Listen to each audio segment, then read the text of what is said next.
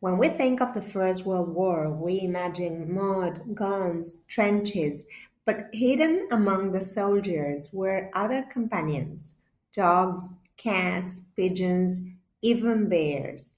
They weren't carrying rifles, but they carried something just as important: hope, comfort, and sometimes the lives of men themselves.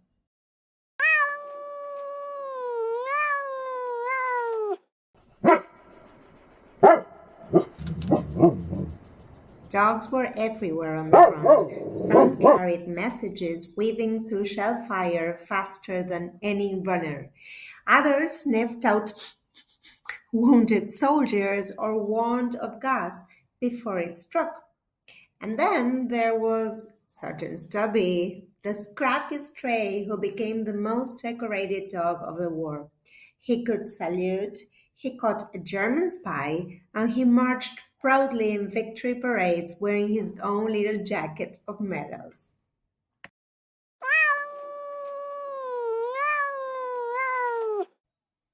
If dogs were the heroes, cats were the quiet guardians. Trenches were overrun with rats, enormous, bold, and dangerous. Cats kept them in check. But beyond hunting, cats comforted. Soldiers cradled kittens in helmets, tucked them into coats, and wrote home about their trained cats. A purr in the darkness could soothe the men more than any sermon or speech. One officer admitted the men could do without food before they could do without their cat.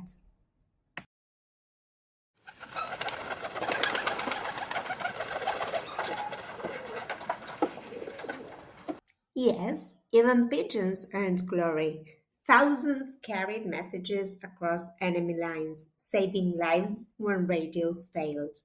One, named Cher ami, dear friend in French, was shot through the chest, blinded in one eye, and with a leg hanging by a thread, yet still delivered a message that saved 200 men of the lost battalion. Cher ami was awarded the Croix de Guerre. I can't speak French, sorry, but it's France's highest military honor. Not bad for a scruffy little bird.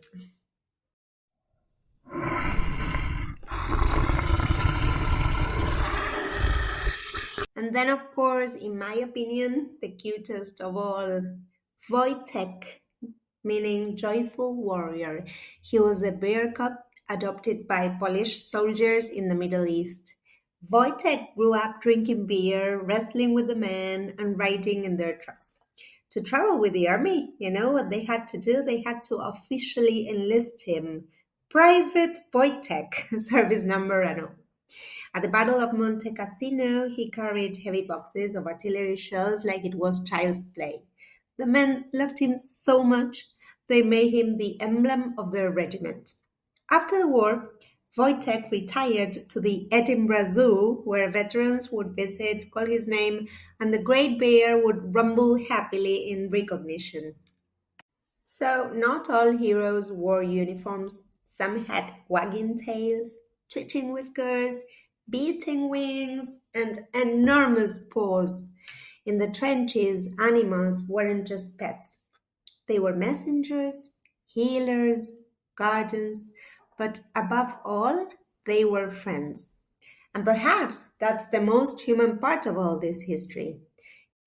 This was Miss Janice Tells History. If you enjoyed today's story, don't forget to follow and share it. Until next time, may history keep surprising you.